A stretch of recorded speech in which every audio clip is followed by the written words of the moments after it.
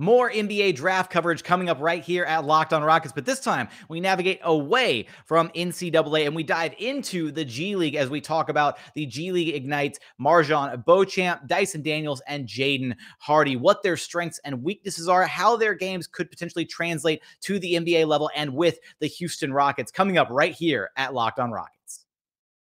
This is Mission Control, Houston. Ignition sequence start. With the second pick in the 2021 NBA Draft, the Houston Rockets select Jalen Green. T-minus 15 seconds. Guidance is internal. I'm going to keep working. I'm going to keep getting better every day. I'm going to keep perfecting my craft. And every time I step on that floor, I'm coming. 6, 5, 4, 3, 2, 1.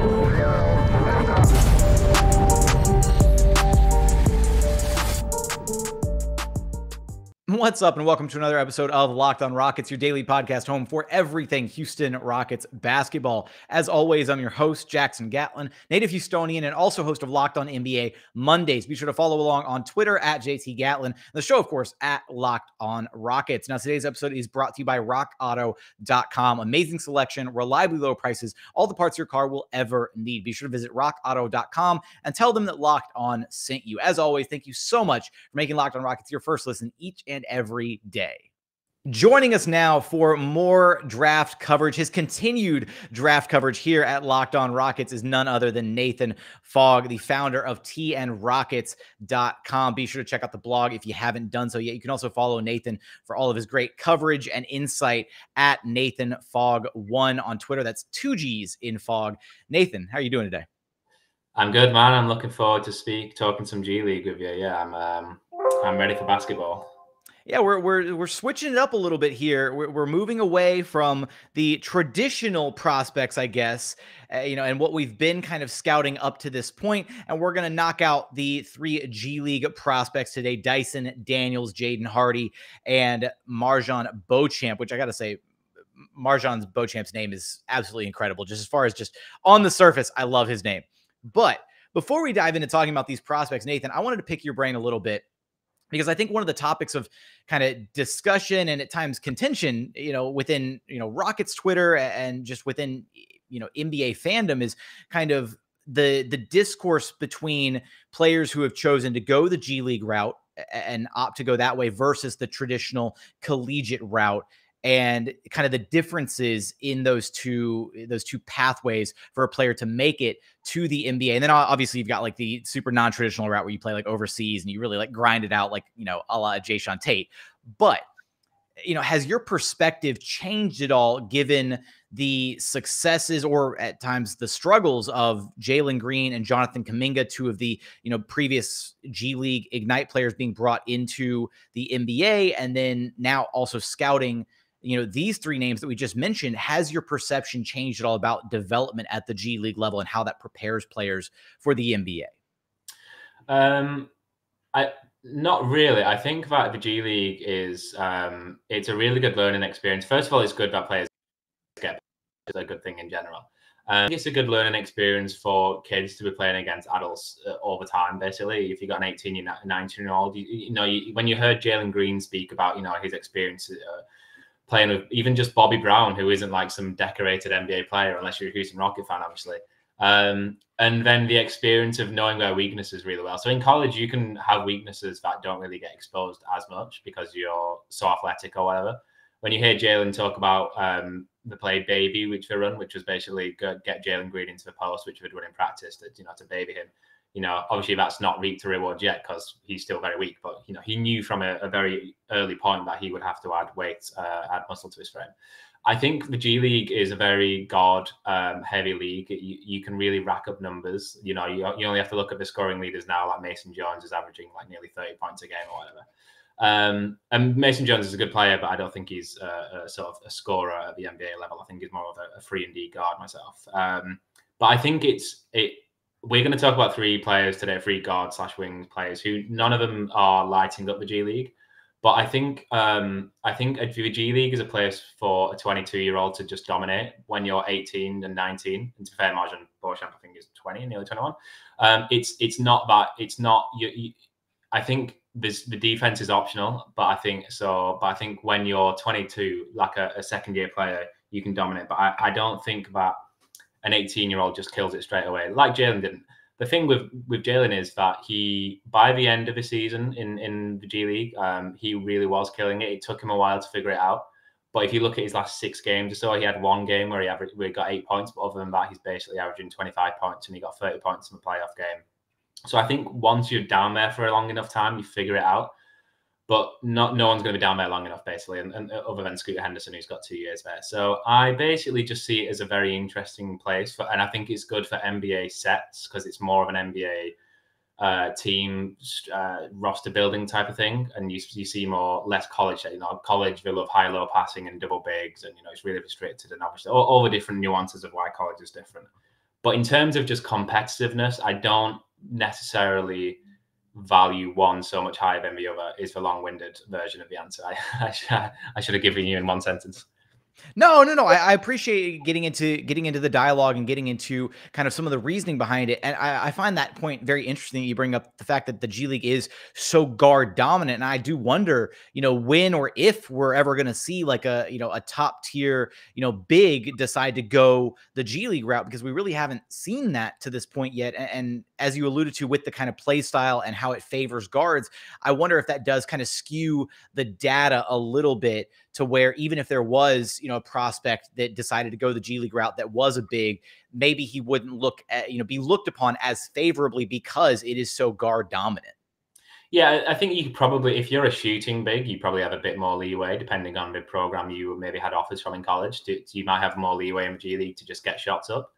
But yeah, I would, if I was just kind of rim running defensive center, I would recommend going to college because the 3-second rule in the paint is different. So you can get, really lots of blocks basically. And obviously much more of a crowded paint. So you can just look better as a defensive big. I've heard that sort of comment about Walker Kessler, like maybe his blocks are inflated at college, that he wouldn't get at NBA where he's averaging, 5 blocks a game or whatever because of the 3-second rule. So I think definitely better for guards, maybe not as good for centers is the rule for G League, as you say. No, it's okay. Kessler's going to become a rocket, and he's going to average 5 blocks a game. It's going to happen. No, in chat, so it's a block party in Houston. No, and I do want to go back to just to clarify here, because I want to make sure I completely understand the way that I originally phrased that first question for you. Is there, in your mind right now, do you think the G League holds a competitive edge over college for the players that do choose to go there because of the exposure to the NBA sets, to more of an NBA kind of lifestyle, playing alongside, actual like grown men competition, at least so much so to where there's like an advantage to go to the G League versus college? Or do you think both still kind of have their pros and cons to them, to where there's not like a clear advantage one or the other at this point? Yeah, I would say there isn't a clear advantage over one or the other. I think it'll take more years. In terms of the draft, just where they get drafted, I don't think it makes that much of a difference.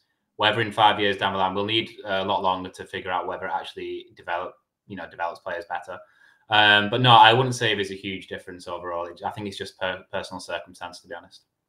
And then this was something that we were talking about before even hitting the record button, but there is unfortunately a limited amount of G League footage available, which makes kind of the scouting a little bit harder on your end. Yeah, so full disclosure, I like to be transparent about this. So all the college games I can watch all of them in their fullness, but G League is difficult for me. So shout out to the Draftmatic YouTube channel, which is back, by the way. Hopefully it stays up. So that some of those old games might be real uploaded. So yeah, for full disclosure, I've seen a couple of full games of G League, but this is the 3 players we'll talk about: Dyson Daniels, Jaden Hardy, and MarJon Beauchamp. A lot of highlight scouting, whereas every other show we do, I've watched all the games, 20 odd games or so. So take it with more of a grain of salt than the others. And these are going to be my 3 players with the most uncertainty for sure. Although I think they're all kind of like, especially Daniels and Beauchamp, they're kind of raw role players. So you kind of know where you stand a little bit more with it anyway. Makes a lot of sense. We're going to dive into those guys coming up here in just a moment after a quick message from our friends over at Truebill. Look, do you know why free trials renew without your consent? It's a business scam out to get you. Don't let greedy corporations pocket your hard-earned money. Download Truebill to finally take control of your subscriptions. Truebill is the new app that helps you identify and stop paying for subscriptions that you don't need, want, or simply forgot about. Because look, I know this happened to me before. It's embarrassing, but it does, right? On average, people save up to $720 per year with Truebill. Because companies make subscriptions so hard to cancel, Truebill makes it incredibly simple. Just link your accounts, and Truebill will cancel your unwanted subscriptions in one tap, one click, one press, one button. It is that easy. Don't fall for any more subscription scams. Start canceling today at truebill.com/lockedonnba. Go right now. That's truebill.com/lockedonnba. It could save you thousands a year. That's truebill.com/lockedonnba. And another message from our friends over at rockauto.com, because look, with the ever increasing numbers of makes and models, it's so difficult to keep up with what car parts your car actually needs, right? At rockauto.com, it is so easy. You can save time and money by using Rock Auto. Why spend up to 30, 50, or even 100% more for the exact same auto parts? And the best part, rockauto.com is a family business. They've been serving do-it-yourselfers for over 20 years. They've got everything you could possibly need, from brake parts, tail lamps, motor oil, even brand new carpet. So be sure to check out their amazing, easy to navigate website. And when you go to check out, this is a really important part. Be sure to write "Locked On" in their "How did you hear about us" box, so that they know that we sent you. Amazing selection, reliably low prices, all the parts your car will ever need. Be sure to visit rockauto.com. And continuing on here at Locked On Rockets, your daily podcast home for everything Houston Rockets basketball. As always, appreciate you for making Locked On Rockets your first listen each and every day. For your second listen, be sure to go check out the Locked On Now podcast, nightly recaps of every NBA game with analysis from our local experts, free and available wherever you get your podcasts. Continuing on here with Nathan Fogg, and we're going to dive into Dyson Daniels here, the first name on our G League list. Now, first off, I'm just going to be completely upfront, Nathan. When I look at these guys, none of these guys can shoot is the problem. So, I come away not being super excited about any one of these three prospects, if only because I'm a big proponent of shooting. Like, if you can't shoot, I just immediately, like, your overall ceiling for me comes like crashing to the floor. And you shouldn't be a Houston Rockets fan. Hey, I don't want to, don't tell me about it. No, but it's one of those things where it's just, right now, maybe that's where I'm going to lean on you heavily here to kind of sell me on these guys. You're going to sell the listeners and you're going to sell me. And I know that you're pretty high on Dyson Daniels. So just give me your elevator pitch for Dyson Daniels right out of the gate. Ooh. Okay. So backup point guard who can be a lead ball handler on a second unit. Very, very probably the best guard defender in the class, the best perimeter defender. A brilliant defender on the ball, and really versatile. Think of him. I like to think of his success story of the NBA being kind of like a Derek White, or he's actually growing. I think he's 6'6", but he's probably reaching 6'7". So someone like Kyle Anderson, who nothing jumps off a page about Kyle Anderson. He's not fast. Obviously, he's famously nicknamed Slow-Mo. Dyson Daniels is faster than him, but like he just rounds the corner and pick and roll, and he's a very inventive pick and roll passer. Against drop, he's going to find the popping big every time. He can jump in the air, twist, and throw like passes behind into a cutter. Just a high IQ, solid basketball player who, has. I think all of these players have bust potential. Welcome to the 2021 draft. It gets kind of sketchy after 10 probably. If he can't shoot in the shot, but we'll get into the form in a second, but if he can't shoot, then that's going to be a real problem. But if he can get himself up to just 33%, which is what like Derek White's career is, he can be a very, very valuable player who's not going to get on the Rookie of the Year ladder or get All-Star consideration or anything like that. But Derek White just got 2 first-round picks from Boston. Like, teams know his value. So a very smart player who has a lot in his tool bag, let's say. So we're getting into kind of the area of, again, these guys are very role player-esque, or at least Dyson Daniels and MarJon Beauchamp for sure. Jayden Hardy might be a different conversation, but we'll get there when we get there. So as far as billing a player like this on, basically on his defensive potential, as well as what he can do with the basketball in his hands, minus the shooting, obviously, is there a specific area of his game? You highlighted the playmaking there, but is there an expectation that he might be able to develop and grow into somebody that could be a starting caliber guy? Or do you kind of see his ceiling as, he's going to be a rotational guy off the bench? Is there any part of his game that makes you think, if this part continues to develop or gets, hits its true ceiling, true potential, he could really be an NBA caliber starter.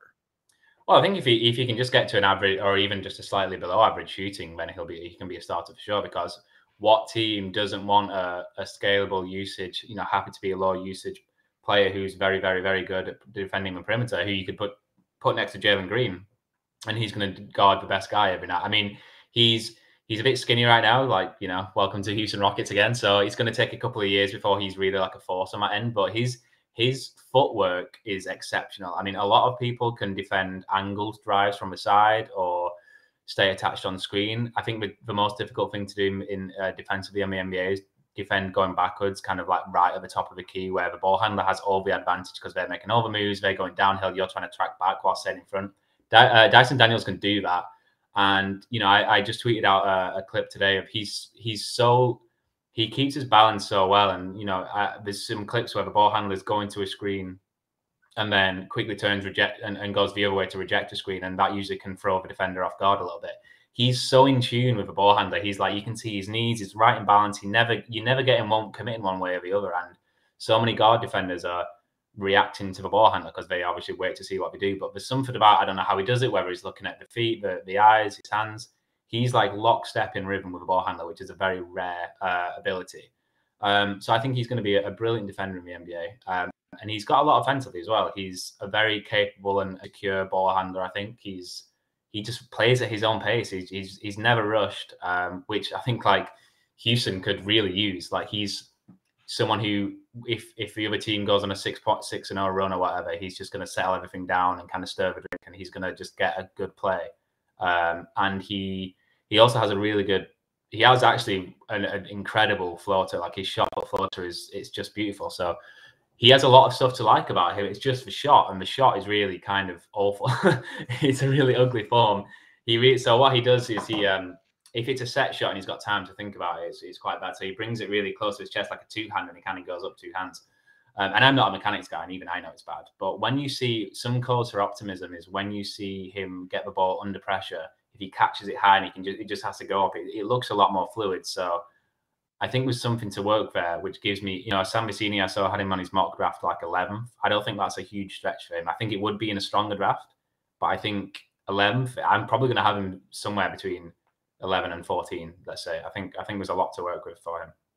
So right there at the kind of tail end of the lottery area, ballpark, give or take, as far as the way that he plays defense and kind of some of the things that you were highlighting about him, is there a specific game or a specific matchup that stands out to you? I know that we just already discussed that it is a little bit harder to find, the full games or full G League highlights at times, but is there a specific, matchup that really stood out to you where you looked at it and you said, oh, okay, this is what's standing out about him as a defender and how that could translate to the next level?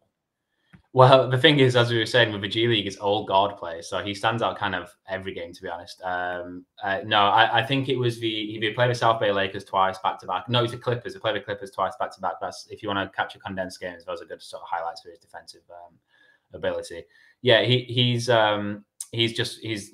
every possession he has to do it, basically. He's averaging, I think, nearly a block a game because he kind of gets these great blocks on the perimeter, which is really cool, and he gets them from recovery. He's a good off-ball defender as well. He gets in space. He rotates into the rim. He's just everywhere. And he doesn't foul a lot. Trevor Keels uses his physicality to really get into players' shirts. But I think Dyson Daniels is probably the best defender in the class under 6'10", easily. So, we mentioned this earlier, and we've mentioned this before when we do these kind of breakdowns, and we've discussed some of the G League prospects, but, defense in the G League is, questionable at best, optional, if you will, sometimes. Does that make it better, or is that, more impressive that you come away thinking that he's a good help defender or a good team defender, or does it kind of reduce the impact of the eye test of him on the defensive side just because maybe he's standing out so well because some of the other guys are struggling? No, I think it's it's definitely impressive because I think one of the blind spots we all have as sort of amateur scouts is intel, and so I try to pay attention to what people who are more plugged in say about it, and they all say him and MarJon Beauchamp are very scouts come away really impressed with their professionalism and how they play. So I think the fact that he's that dedicated to defensive end in a league that is, all about offense, and the fact that he can average 11 points a game and be perfectly happy. He's sometimes he's a fourth option on offense, especially once Scoot Henderson got into the team after his injury at the start of the year. And, he's fine playing that way. But the reason why I said, backup point guard, I don't think a lot of people necessarily categorize him as a point guard, but I think he could. I would like to give him second unit runs. You think back to that 2016-17 season under Mike D'Antoni, when James Harden was on the bench, when it was Patrick Beverley running the show, or they gave ball handing. He was good. That was a really good bench unit. That bench unit kept him above water. Like, if I was watching some clips of him, if you compare it to like Russell Westbrook's OKC team where they just plummeted, Mike D'Antoni was in his bag in 2016. Like that was a great coaching year from him. Like Beverly and Nene had this great pick and roll partnership, and they were like a +1 without James. It's crazy. So I think he can have that kind of impact on a team where he just keeps things ticking over while your star is taking a break or whatever. And what I really like about him, and why I think he does have tendencies as a pure point guard, is that he probes under the rim. So one of his downsides is he doesn't have this crazy athleticism. I'm not sure how great of a finisher at the rim he is. Like I said, he relies more on his great shot floater that he has. But he'll probe under the rim. So he'll go down, take a drive strong side. I mean, he does the Steve Nash move where he goes right under the rim, takes a big with him, draws the defenders with him. It's like one of my favorite things in basketball. And he'll whip it through traffic. Some of his passes are insane. Some of his passes are really, really good. And if you look at, some of these 6'8", 6'9", I mean, he's, like I said, he's a bit smaller, maybe 6'6", 6'7", but these taller players who can make connective passes from all over the court are very valuable these days in the NBA, and especially in an offense like Silas's, where everyone's kind of asked to step up and do things. I think he'd be a great fit. I mean, if you get Chet number 1 or number 2, and then you get Dyson Daniels wherever, if he fell to the Brooklyn pick, you've basically got a pick and roll defense for your next 10 years, and you've got a capable ball handler. It's kind of a job done, I'm happy with that. Let's go 2023. Let's go. Let's try and get Scooter Henderson as well. Okay. All right. You know what? You've sold me a little bit more on Dyson Daniels. I come away a little bit more enticed by the idea of him on the Rockets, especially. And again, so much is up in the air right now with where that Brooklyn pick actually ultimately falls. And, if it keeps just cascading down the standings or up in the standings, however you want to look at it, then potentially this could be a name that might see him, fall a little bit closer to the Rockets. But I got 2 more names to talk about here. Jaden Hardy, and my favorite name probably in a minute that I've been able to utter out loud, MarJon Beauchamp. We're going to get to those guys in just a quick minute after a message from our friends over at Built Bar. When it comes to protein bars, you've got to check out Built Bar. They are the #1 protein bar on the market. They're so delicious, so great. Every bar is covered in 100% delicious chocolate. They're not gritty or chalky like other protein bars that are out there. These protein bars are actually so good. They're basically candy bars that are jam-packed with protein. They've got so many amazing flavors to choose from: strawberry, cookies and cream, mint brownie, peanut butter, coconut brownie chunk, the #1 Built Bar, my personal favorite. You can't go wrong with any of them. Every single bar is low cal, low sugar, high protein, high fiber. Amazing if you're on a keto diet. Amazing if you're trying to cut back a little bit, lose a little bit of weight. Check out Built Bar. You can check them out. Just go to built.com and use promo code LOCK15 to get 15% off your very next order of the best tasting protein bars on the market. Again, that's promo code LOCK15 for 15% off at built.com. And final segment here at Locked On Rockets, your daily podcast home for everything Houston Rockets basketball. As always, appreciate you for making Locked On Rockets your first listen each and every day. For your next listen, go check out the Locked On NBA podcast. Hey, I host that one on Mondays, right? If you're not checking it out on Mondays, what are you doing? No, go check out Locked On NBA podcast, covering the biggest stories around the league every week, Monday through Friday, in less than 30 minutes, free and available wherever you get your podcasts. Now, we've got 2 more names to go here, Nathan. Who do you want to talk about first between Jaden Hardy and MarJon Beauchamp? Let's go Beauchamp, and then we'll end on Hardy, because Hardy's, I think, going to be the interesting one. So let's save him for last. Hardy was the name that had like the most hype. I know a lot of people were really high on Jaden Hardy, and unfortunately the numbers have not supported that. So we'll get to him in just a second.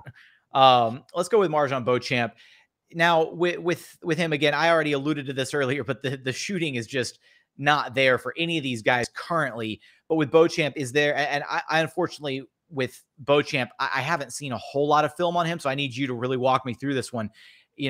Does he have the defensive upside that Dyson Daniels has? What is his calling card, and what kind of gives you optimism as with his ability to succeed? He's like Daniel House with bigger hair. No, I'm just kidding. That's the second time no, we got to go back to our bit, right, of comparing like every prospect to Daniel House Jr. somehow. So.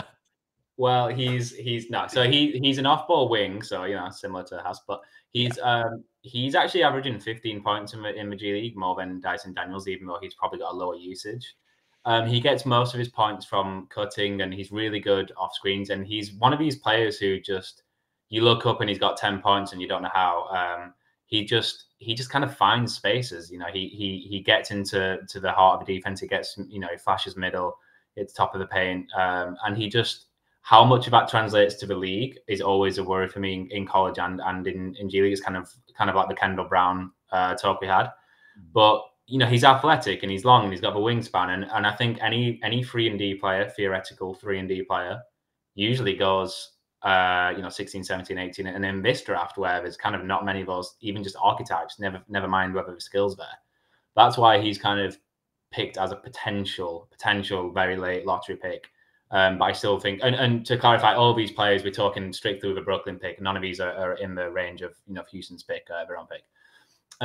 Beauchamp is a good defender. He's not in the same league as Dyson Daniels on ball, and he's a little bit slow laterally. But as a help defender, he's got a lot of potential. And whether he's helping at the nail with his arms, whether he's just getting into position, getting steals from behind. He's very active off ball. And again, someone who scouts, who I know other people have talked to scouts and say that he's very, just a very, very high motor, high professional and great in transition.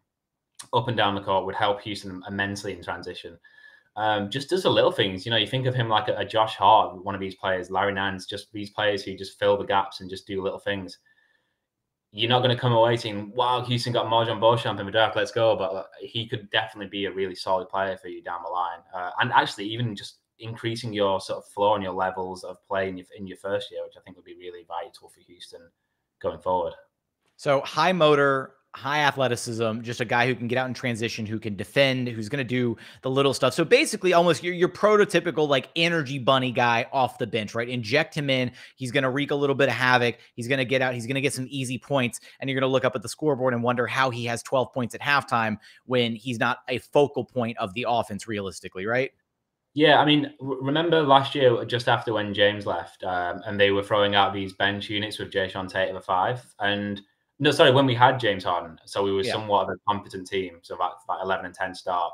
And we'd all just had small ball for 6 months, and we were thinking, oh, it doesn't work. We realized that. But then we had these 5-man unit of just where we were playing them for 4 or 5 minutes, Noir and Tate, and it really worked. And it's like, this is what it is. It's those 5-minute energy bursts. If you put MarJon Beauchamp with Tate and whoever else, that's where you start to see that vision of, he could just junk stuff up immediately and really just, as you said, be that energizing money. Not just, I don't want to downsell his on-ball stuff because I think he's a really good driver. I think he's got acceleration and deceleration. He's got some sort of improvisation there.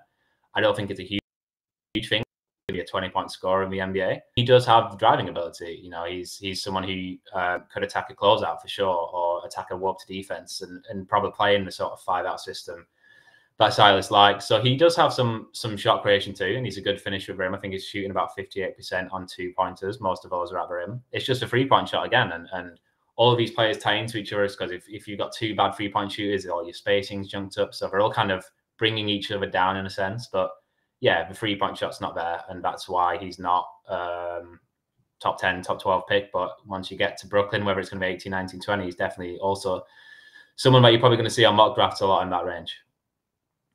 All right, let's get to our last guy here in Jayden Hardy. Now, this is a guy that, I mean, I remember first seeing like the highlight reels of him and stuff floating around on Twitter, and people are like, oh, this guy's going to be great.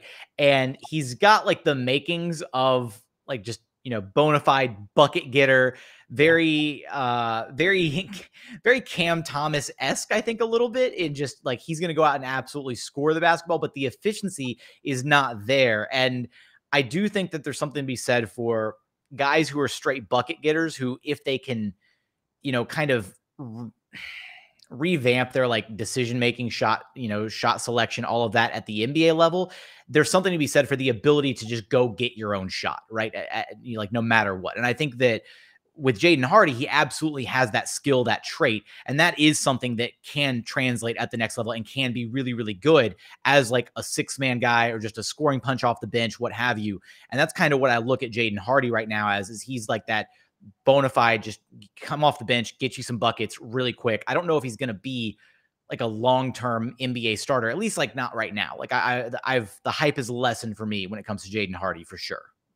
Yeah, I think I pretty much agree with everything you said. I mean, I think he gets to his spot really well, especially that spot, which is, I mean, but even want to say that the spot which he likes is the pull-up midi, and most defenses are giving you that shot, so it's not that impressive in a way.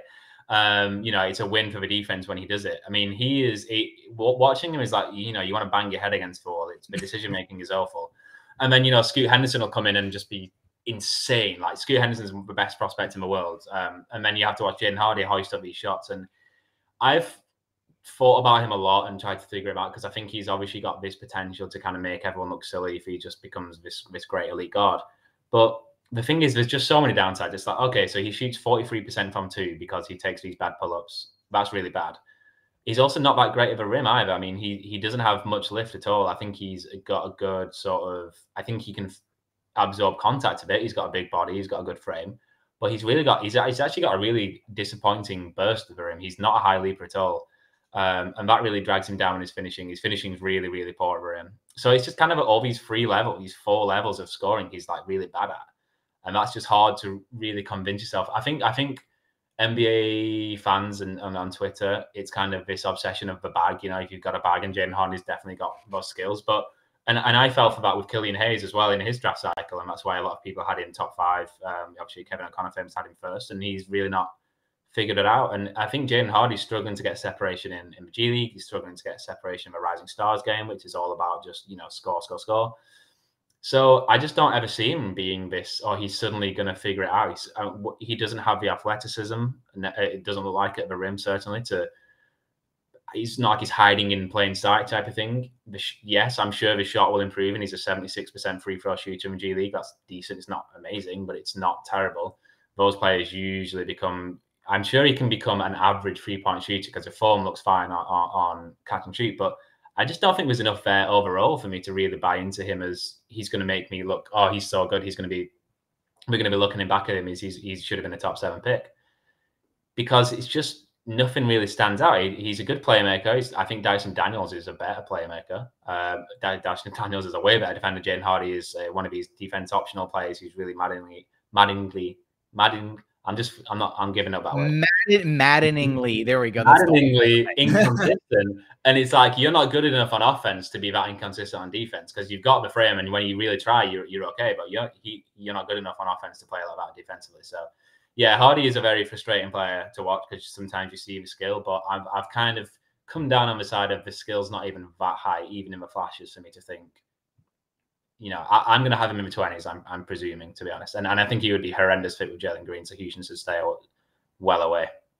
Yeah, and there's not enough even there. Like, I know you touched on the playmaking a little bit, but is there even optimism? Because at his size, I think you kind of fall into the trap of, unless he's bringing a lot to the table as your 2 guard, then you really fall into the trap of, okay, who are you going to pair him with? Because he's not a point guard. He's not going to be your floor general.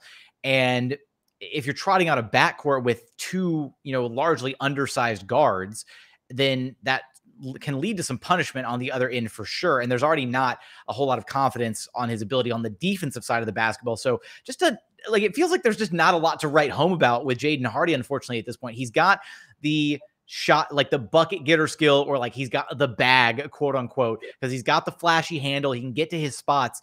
But other than that, it's just, there hasn't been a whole lot to be excited about for me. And that's why I've definitely kind of trended down on him to this point.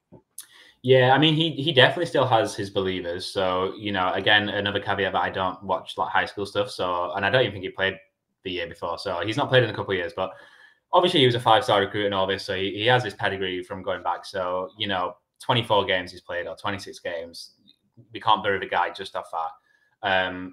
And some of the shooting, because it's really weird in the G League United. So the first half of the year, they play the regular season, and he shoots 88% from a free throw line. It's only 34 shots, but if you're shooting 85%, you're going to be a very good 3-point shooter in the NBA. That's just how it works. But then they go on this G League tour where they're playing all these random places, and everyone's free throw shooting goes like Dyson Daniels shot 33% from a line, and Beauchamp shot 47% from a line, and Jaden Hardy shot like 50%, and it really dragged his average down. So I just don't understand what happened. Maybe we were just all really tired, played too many games. They're all like in Milwaukee, and it's, I don't know, they're not used to the cold. I don't know what's happened with it. So it's the G League Ignite Tour. If you look at those stats on it, something really weird happened with the water. The water in G League City is something's happened there. So if he's closer to that high 80s free throw shooter, then he's going to be a good 3-point shooter. That's just usually how it works. Like I said, if you go to NBA.com and look at players who shot higher than 85% and who don't shoot higher than 35% from 3-point line, it's basically DeRozan and Jimmy Butler. And Jimmy Butler was a 37% shooter for a couple of years. So I don't really know what happened there. So his shot looks good to me. I think it's a bit odd that it's not translated. So that's something that you could tell yourself as off-ball player, athletic, you can get out in transition and be a playmaker and shoot. There's something there, but to me, it's I'd rather have Daniels and Beauchamp for Houston for sure. That's for sure. So to recap the ranges for where you think these guys are going to kind of fall, or where you have them at least on your personal board. Let's go through with Dyson Daniels. You had him like kind of late lottery range, right? Yeah, somewhere between 11 and 15, let's say.